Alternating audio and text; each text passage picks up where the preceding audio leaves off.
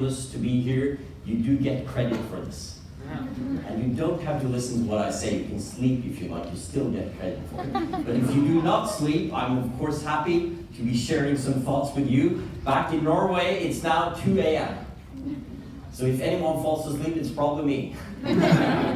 I don't know if anyone here saw this fabulous British TV series, Yes Minister, very elegant TV series about British politicians and bureaucracy. And there is one scene where the minister, James Hacker, explains to his permanent secretary, Sir Humphrey, that one of the ministers has to resign from the cabinet because he keeps falling asleep during cabinet meetings. So Sir Humphrey asks, well, don't they all? And James Hacker answers, yes, but not while actually speaking. So as you can see, the challenge is all mine, but I'll try to stay as awake as I can. Let me say that it's been a great honor and pleasure to be here at Westchester University for the last approximately 28 hours. I've been so well taken care of that I could just continue doing it. I have so many people to thank that I cannot mention them all, but let just my thanks to you, Kevin, symbolize my thanks to the community here for what you do. It's an honor as well. I love this old story of a Norwegian who receives a prize, not the Nobel Peace Prize, but what we call the King's Honorary Medal, which is kind of given to people who have good community service.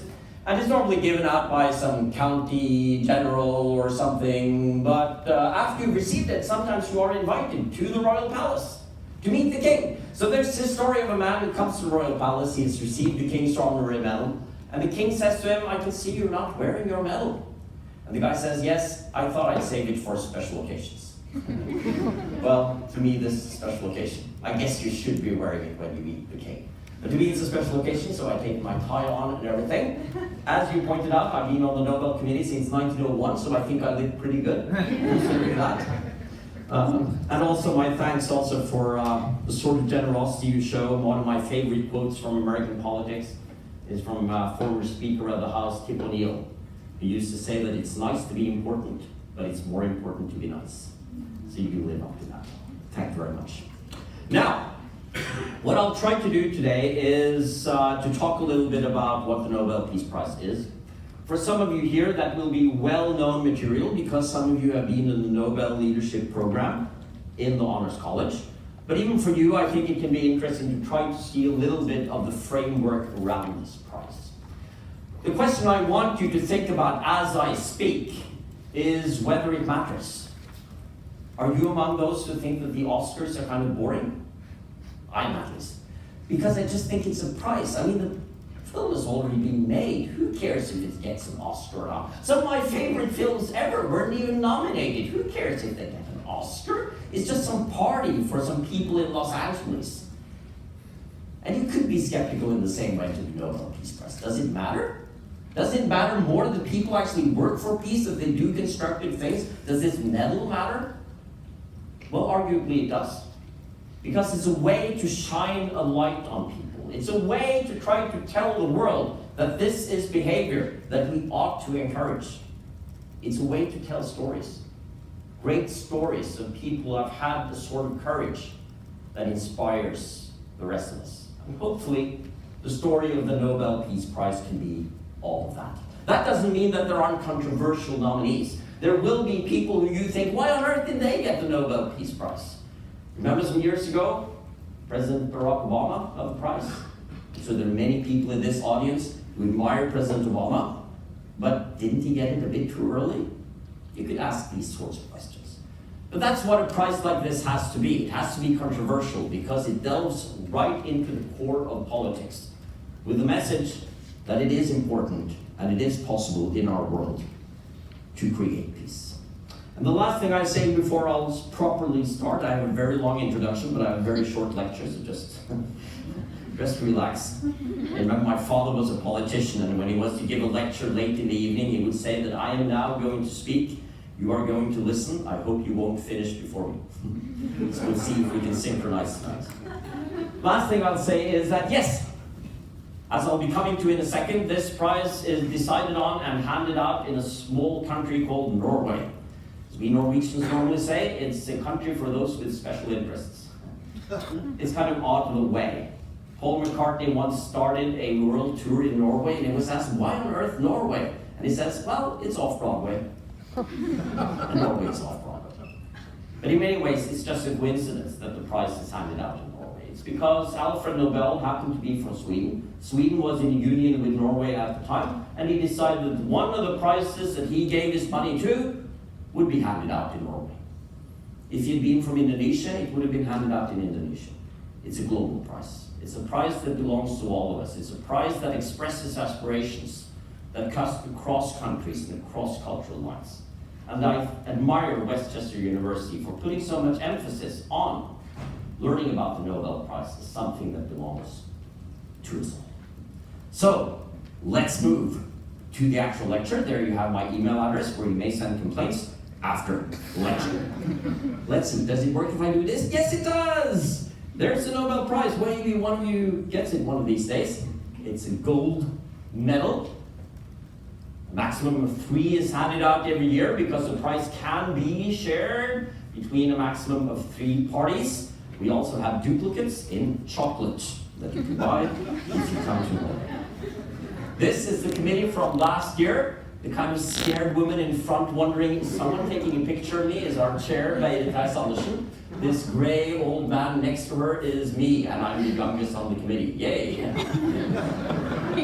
This year we have a new one because one of them, the lady next to me there, resigned from the committee after 18 years on the committee. You are nominated or selected for 6 years at a time, so now I'm the second youngest on the committee. The secretary is here. The other 5 are the permanent members of the committee. I won't spend more time on that and go straight to what this prize is. We who are associated with the Nobel sphere, who are members of the committee, I have been a member of the committee for 3 years now, often point out that yes, it is a prize with prestige and renown. Actually, it's defined by the Oxford Dictionary of Contemporary History as the world's most prestigious prize. There are other prizes around the world, even other peace prizes. There are other prizes that carry a lot bigger awards in terms of money. But the Nobel Prizes have managed to become the kind of gold standard. And there are many reasons why, but I think partly it's their continuity since 1901. The fact that they touch on different aspects, ranging from the natural sciences to peace, and the fact that some really important people have gotten them and have used the sort of prestige that follows with it to actually address the world community. Now there are several of these prizes, and they're all grounded in the will of Alfred Nobel, a Swedish industrialist who invented most famously dynamite, who was the most well-known and probably the richest industrialist of his time. Some sources claim that he was actually the richest person in the world at the time of his death. His will is dated from 1895, and he says there that there should be 5 prizes handed out in my name. One additional prize was added in 1969, and it also carries the Nobel name, although it's not one of the original Nobel Prizes. Does anyone here know which prizes these are? Can you suggest some? You know peace, of course, because that's the one I'm going to talk about. Any of the others? Architecture? No. Yes, please.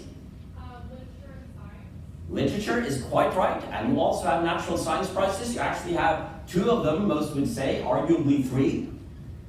You have physics and you have chemistry.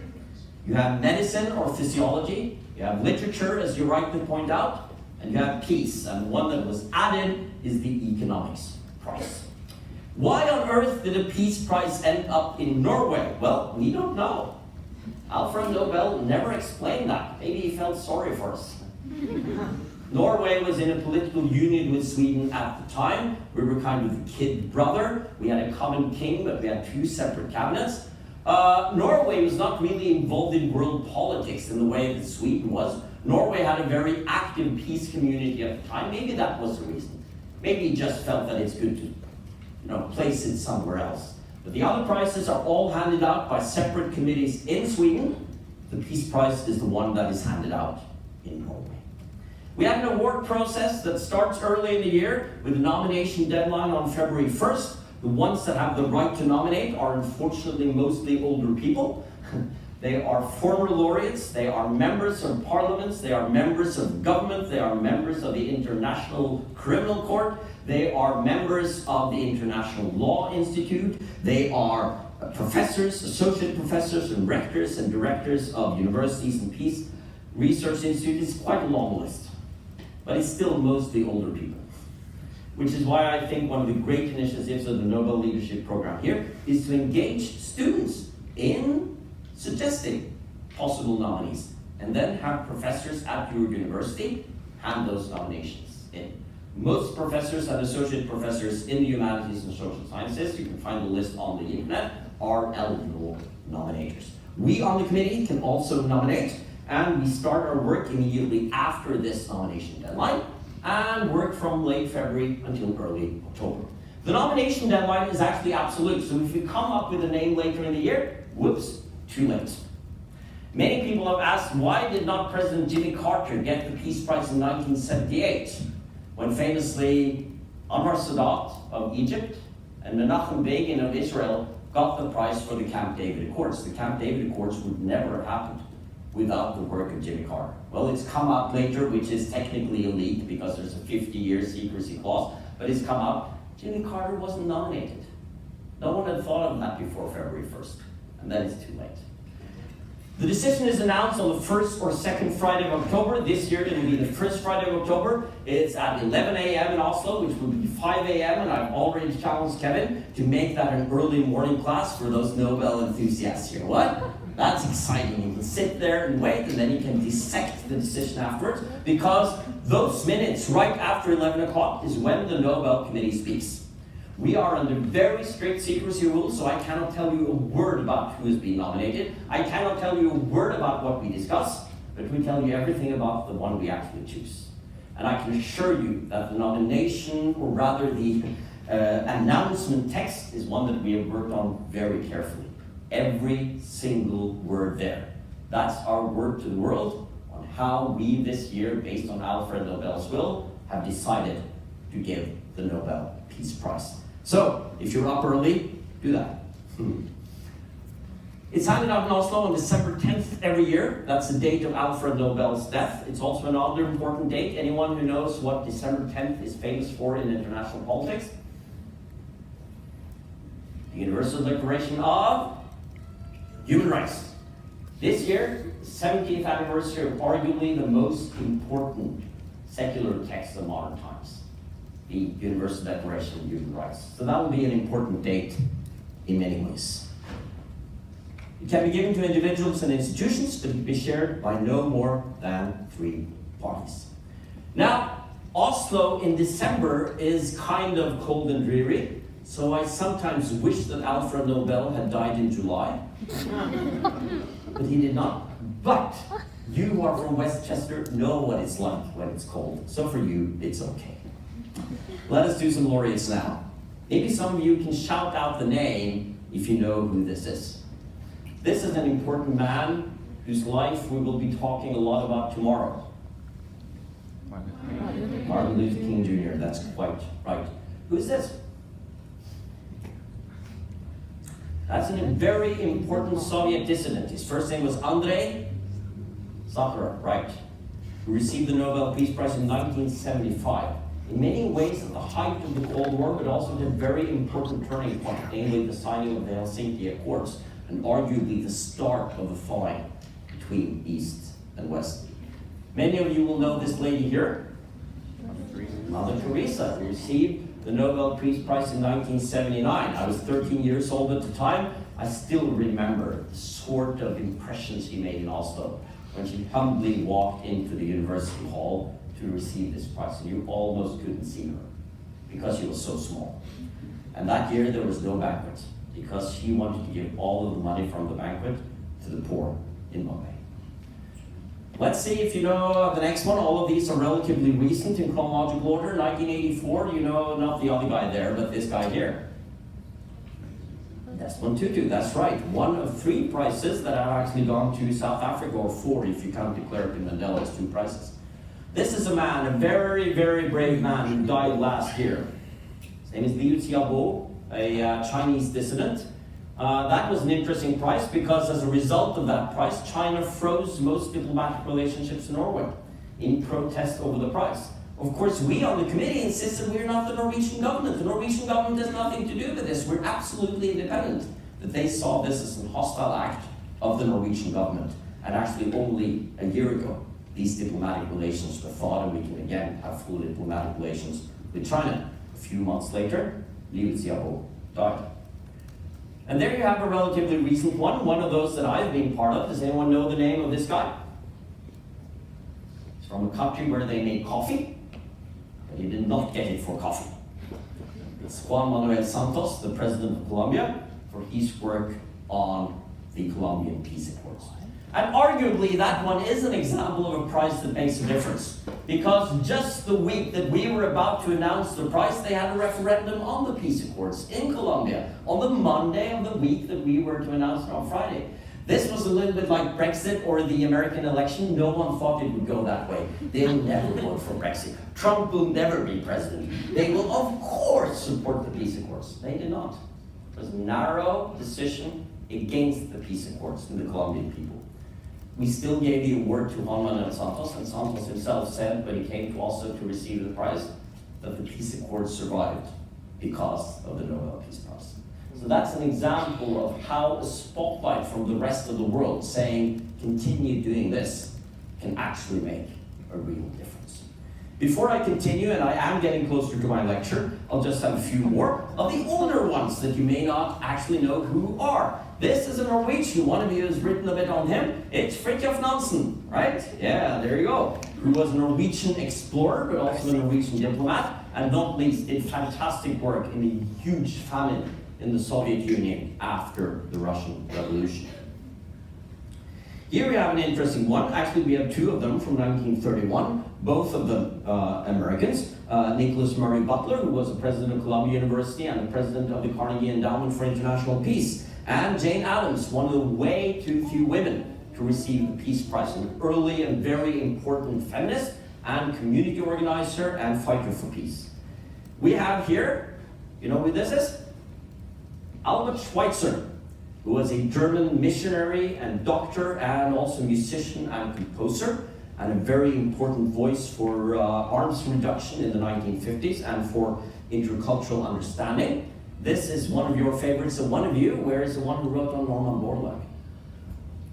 Yay, there you are! I had to include a picture of him, it was all for you. I went back to my hotel room and included him, yeah. Who was, of course, the leading voice for agricultural advances in order to fight poverty, hunger, and thereby to promote peace. And finally, we have German Chancellor Willy Brandt for his work in reconciliation between East and West Germany. Enough pictures.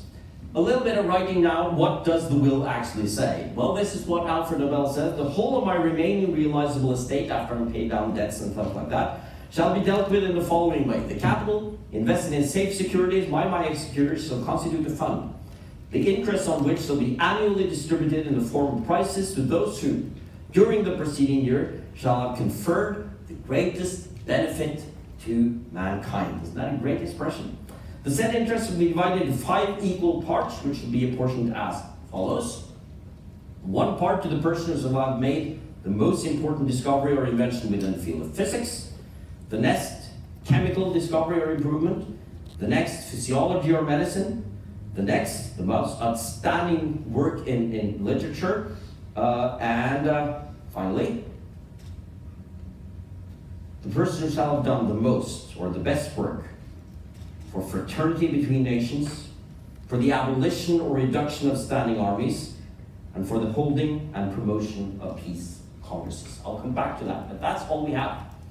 That's all we in the committee have to go on when we are to follow the will. It's not always easy to interpret old wills because they're couched in a language that is of their time. Maybe some of you teachers here have been part of the stipend committee that hand out monies from long ago, like 1850.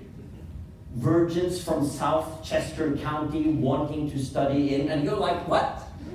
How are we to find that out? But that's kind of the language of the time, and you have to find some way or other to interpret that into our time. This is one of the living debates. I won't go into that now, but this is a very real debate in all of Scandinavia and Europe about how literally one should follow this and how innovative the Nobel Committee. And the purists have been critical and have said that the Nobel Committee have handed out too many prizes to things that are not directly tied to peace. For instance, environmental prizes. How does the fight for a better environment fit with this? And I'll come back to that because it's a broader understanding of peace. As I briefly mentioned, and I won't spend much time on it now, there is also a sixth prize, which is actually funded by the Swedish National Bank, and it's in economic sciences. So the prizes for physics and chemistry and the literature and medicine all handed out in Stockholm by various institutions under the Nobel Foundation there. And then the committee of 5 persons to hand out the Nobel Peace Prize should be elected by the Norwegian Parliament, or our Storting. So they are the ones who actually ask who should be on the committee. I remember getting that phone call, which is a weird one. They called me and they said, well, they couldn't get through to me, so I got a text message and say, I have a nice question for you. I was wondering, what is it? And I came to the conclusion that they wanted me to give the Christmas address at their dinner. So as I called back, I had my date book, and they said, but do you want to be a member of the Nobel Committee? What? And then you realize it's like The Godfather, it's the offer you can't refuse. Okay, I'm now finally ready for my lecture. Are you? I kind of warmed you up now, right? Okay, so let's get to the heart of the matter. Let's ask some questions about this Peace Prize. First of all, this one. Is a champion of peace the same as a pacifist? Is someone who works for peace someone who is also absolutely unwilling to use armed force, and therefore someone who insists that armed force has to be removed from the face of the earth? Or can, for instance, an officer be a recipient of the Nobel Peace Prize? Well, I'm a research professor at the Peace Research Institute in Oslo. I'm also a former lieutenant of the Norwegian Army. I'm not a pacifist. I wish I could be. I have enormous respect for pacifists and pacifism, but I'm among those who believe that in the face of an Adolf Hitler, we may have to use armed force. And that often the best way of avoiding the use of armed force is actually to build a standing army. And interestingly, Alfred Nobel believed the same thing. Alfred Nobel was actually very much in doubt about this whole peace idea, but he was strongly influenced by friends, not least by the famous Austrian Nobel lady Bertha von Suttner, who strongly believed in the peace cause and said, you have to give your money to the fight for peace. And he said, well, maybe it's a good idea, but on the other hand, I think that it's actually my armaments, it's dynamite, it's gunpowder that will in the end bring peace to the world, because if you bring strong enough armies and build strong enough armies, no one will dare go to war. So he was very much of two minds. He did end up giving the prize to peace, but I don't think you can say that it's only to be given to pacifists. In the history of the prize, there have of course been many who have not been complete pacifists. And quite famously, when President Barack Obama came to Oslo to give Peace Prize address, it was essentially an address about war, where he explained why the United States sometimes has to use armed force in the cause of peace. Is there a specific concept of peace that underlies or is expressed by the prize? That's my second question. Well, I'm using here a division that we know from the Norwegian social sciences Johan Galtung, who distinguishes between negative and positive peace. Negative peace is just the absence of armed conflict. So when you have the end of a conflict, even though there is still deep injustice, for instance, you actually have peace, because no one is actually fighting, no one is being killed in conflict. And that's in many ways the simplest concept of peace. But then he says there is a much richer, but also less concrete concept of peace, which we call positive peace. Positive peace is harmony. Positive peace is understanding. Positive peace is being part of a society where you can grow and fulfill yourself and learn things. And you can have negative peace without positive peace. And I think it's clear when you look at the Nobel Peace Prize and its history that many of the prizes have been more attached to a concept, a wider concept of positive peace. But then there's a question, is this a peace and a concept of peace that is tied to specific regimes or systems? For instance, there is peace, arguably, in both China and Russia today, but none of them are what we would call fully democratic countries. Is the Nobel Peace Prize a prize to democratic peace? Is it a prize to a sort of regime that protects human rights? Well, to a large extent, the answer is yes. And you can, of course, criticize that by saying that, therefore, the Nobel Committee takes a sort of Western-oriented stance on peace. That the best sort of regime is a democratic regime which protects the freedoms and human rights of individuals. But in the history of the Nobel Prize, there are also many recipients who have not themselves been democrats in this sense. So the answer is not an absolute yes. Then there is this one: how political should the prize be? Should the prize try to shy away from very hard conflicts? Should it shy away from taking a strong standpoint in favor of one rather than the other? Well, that's been a criticism from the United States, hasn't it? Because the United States recipients over the last 10 years, 20, have been Al Gore, Jimmy Carter, and Barack Obama. To which party do they belong?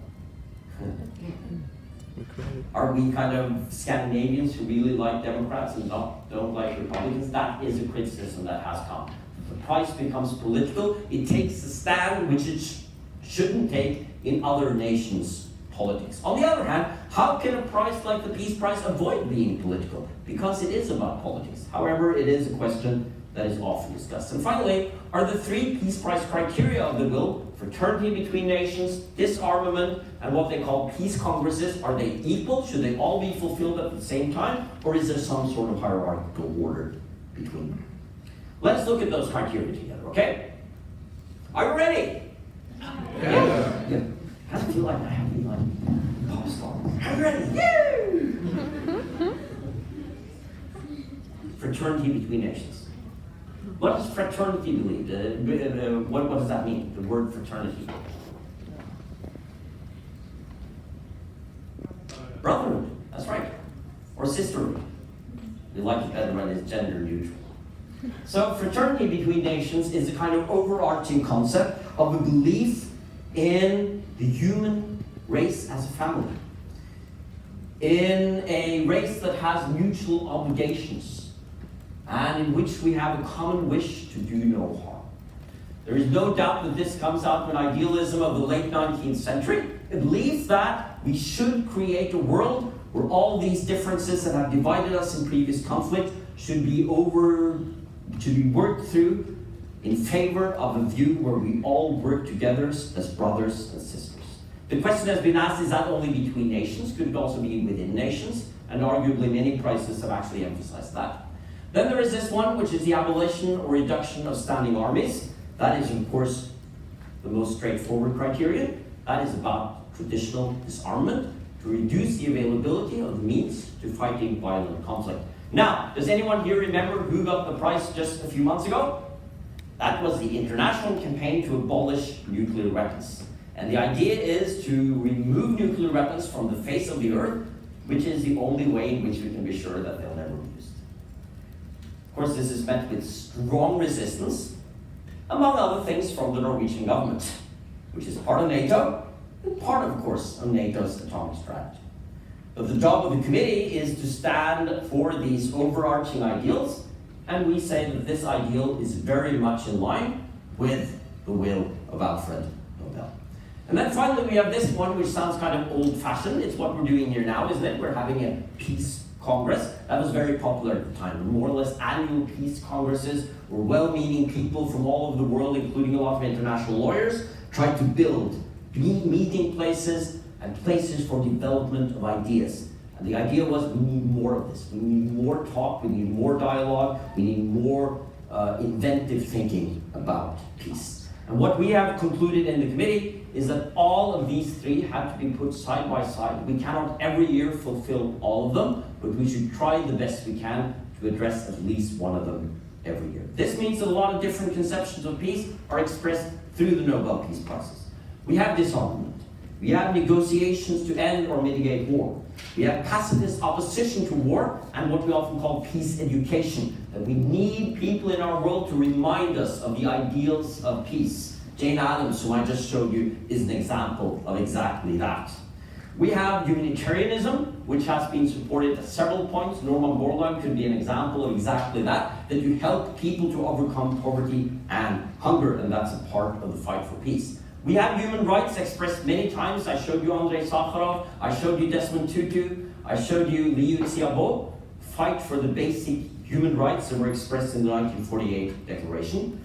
There's clearly also a sense of the importance of statesmanship or stateswomanship, the sense that we need to award prizes to those who actually represent these ideals in political positions. Barack Obama or Juan Manuel Santos could be examples of that. And finally, after the year 2000, several prizes that have been handed out to environmental causes. And the idea that we live in a world where we are codependent on an environment which is sustainable and which we actually have to work together to preserve. A political scientist called Roger Alford says that what the Nobel Peace Prize laureates in many ways are norm entrepreneurs.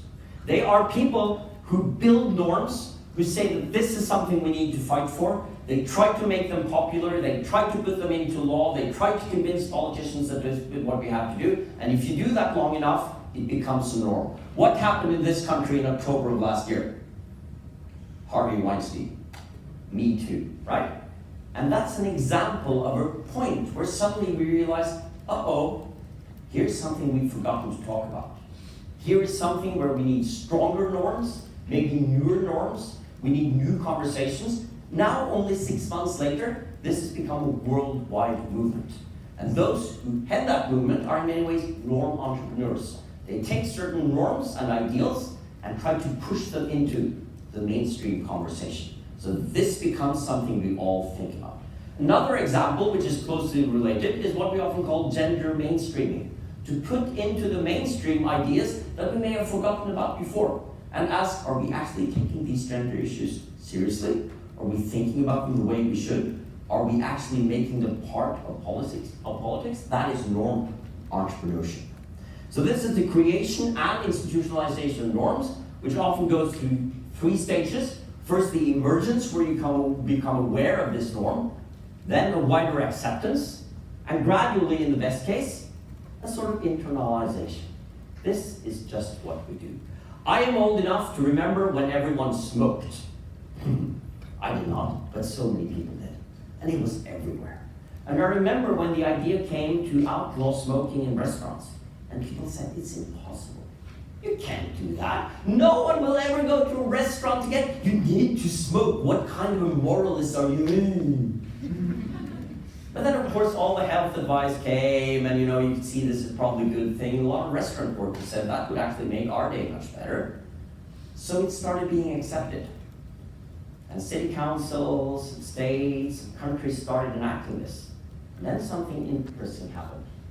Internalization. It was taken for granted. I remember some of my friends who protested loudly and said, this is ridiculous. Old-fashioned Lutheran Puritanism coming to take us. 6 months later, phew, I'm glad no one's smoking. No one even had the idea to start smoking. It's like, did we ever actually do that? I can't remember, did we do that? What kind of barbarians were we? And it became internalized. And that is arguably one of the aims of many of the Nobel Peace Prize laureates, that they see certain norms and their aim is to have them internalized. This is just what we do. For an Andrei Sakharov in the Soviet Union to claim that we have full human rights, to, for instance, organize ourselves freely in 1975 was an extremely radical idea. But he wanted this norm to emerge as something that should be put into the bloodstream of this society. 13 years later, Mikhail Gorbachev accepted Andrei Sakharov to become a member of the Russian parliament. Isn't that fantastic? And suddenly he was mainstream. The person had been totally on the outside, exiled to Gorky. Many of his friends were killed. This is about making a norm something that we have to put into the mainstream. Are there norms today that we need to put more into the mainstream? Well, you can figure that out. There's an important distinction between these norms. There are some norms that are there when it comes to peace to make war less likely or less acceptable, to put it outside the fray, to make things taboo. If, for instance, you look at the work that has been done to outlaw chemical and biological weapons, what one is trying to do is to make them taboo. You know the term taboo from religious studies? It's something you just don't touch. And that has actually been quite successful. There are some nations who still have stockpiles of chemical weapons. Overall, there's a widespread agreement that biological and chemical weapons are simply outside the fray. No civilized nation will ever use them. In last year's prize, we're trying to say that if that's true of chemical and biological weapons, it ought to be true of nuclear weapons as well. Nuclear weapons, with the sort of destruction they have, ought to be taboo. There's a long way to get there, but you can make that argument more. But there are other kinds of norms also expressed by the Nobel Peace Prizes. You have norms to abolish war, norms to take away war forever, norms to create a different sort of mindset. One of you earlier today that I had a great discussion with, what fantastic students you have, was about Alva Myrdal, who was a Swedish pacifist who simply worked to change the whole way we think about war, the whole way we organize our society, in order to create a brave new world where there is no war, we abolish war. Many would say that that is too idealist. The large majority of recipients of the Nobel Peace Prize do not stand for that, but you do have examples of that also in the history of the Nobel Peace Prize. And then you have the norms to mitigate the effects of war or to regulate war. The very first prize that was handed out to Henrik Syse. Henrik Syse was the founder of the International Red Cross. And that is a typical example of that. You know about the Geneva Convention? For now, the conventions in the plural. That's an attempt at creating ground rules for war. Not to abolish it, to make sure that when there is war, we're actually following certain rules. Just like when we play a game, there are rules. You cannot just do anything. You cannot just play chess and say, well, my pawns can fly and drop bombs on your king. It's a fun game, but it's not chess, right? We have to follow certain rules, and that's also been an important part of what several laureates have fought for. And there is a distinction between these. I think at the bottom of this, there is an idea of a global civil society, an idea that these norms aren't just internalized within one community, but we can make them spread throughout the world. And I guess that's one of the main questions you must ask. Is that naive?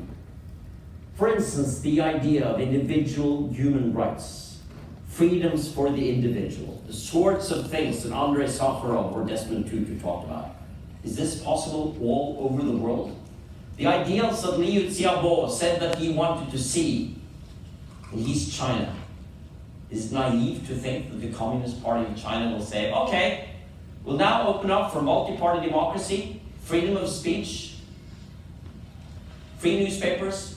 That's fine. You believe in these global norms? Well, obviously there is at least a way to go. And that also makes me ask an important question. What comes first? Do we first decide on the norms and then try to make them real? Or do we first try to make them real through a piecemeal process and then we can say that norms are there? That's the big debate about nuclear weapons. Should we start by abolishing them and then take them away? Or should we first take them away, little by little, and then abolish them?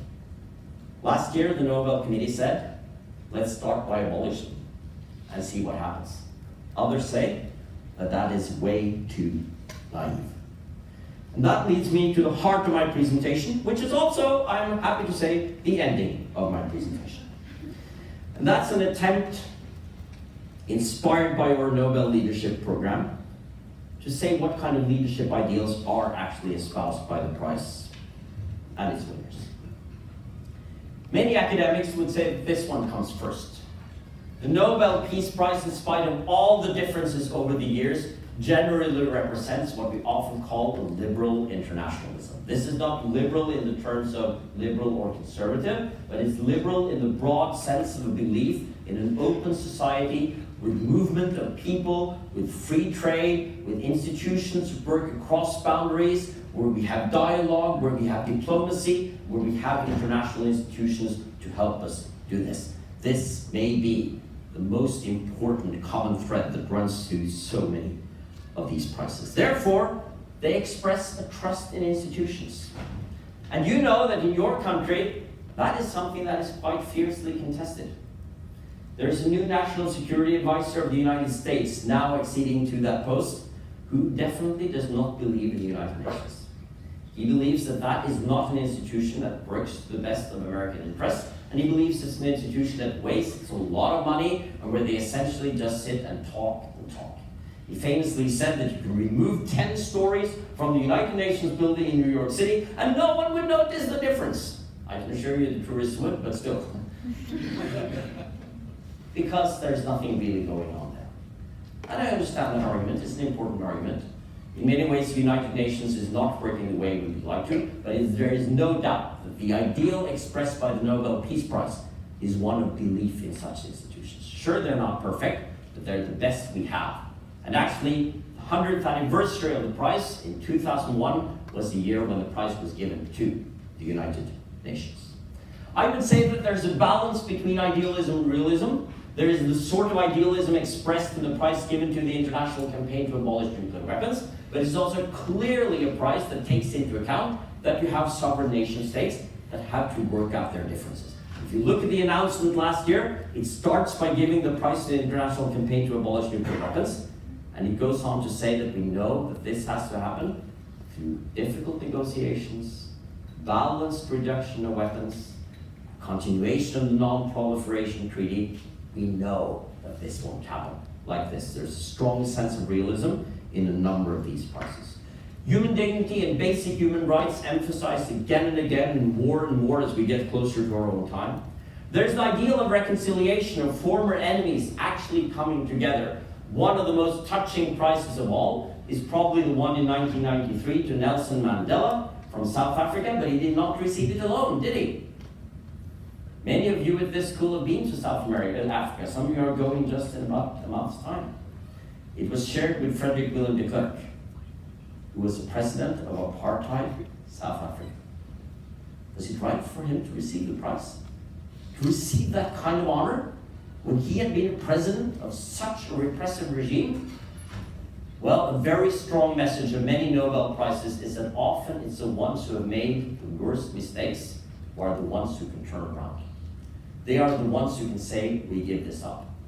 And an even more striking example than de Klerk is arguably Mikhail Gorbachev, or Michael Gorbachev of the Soviet Union, actually saying that this has to end.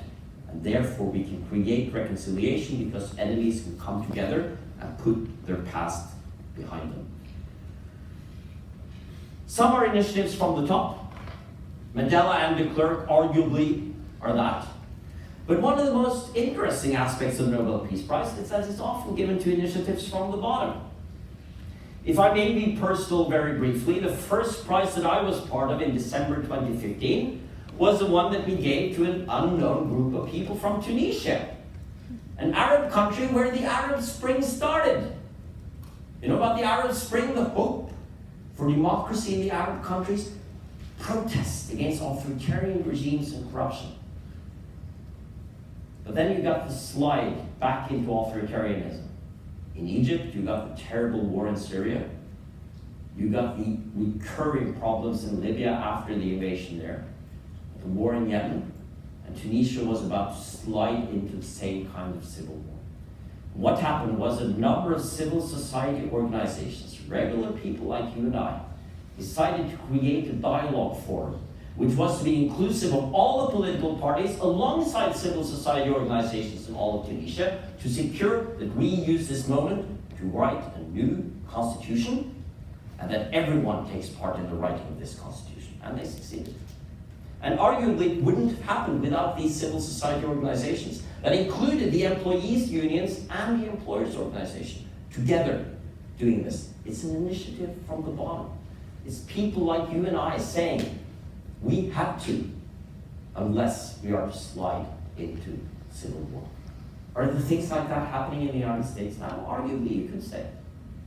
But a lot of the youth movement now that protests against gun violence is an example of the same sort of groundswell from the bottom. I'm not taking a stand now, and I know that these are difficult questions, and I won't even try to talk about the Second Amendment. That's dangerous. But I will express my admiration for the sort of organizing from the bottom up that expresses an idea that we can actually work for peace and we don't always have to wait for those on the top. This means that the importance of leadership is emphasized again and again, but not only leaders on the top, but people taking initiatives to actually change the world. We have had several laureates over the last 15 to 20 years that have been more or less regular community organizers, but actually taking a stand, for instance, on important environmental issues, just as Wangari Maathai from Kenya. As with last year's prize to the international campaign to abolish nuclear weapons, there is also the idea that the statement of ideals is sometimes a prerequisite for their realization. Often the goal is far away. The first prize to anti-apartheid work was given in the early 1960s through Albert Luthuli. It was far way away. But someone has to state the ideals, say that this is actually what we're fighting for. Thereby, we build frameworks for peace, frameworks within which peace work can happen. And the final thing that I'll be saying,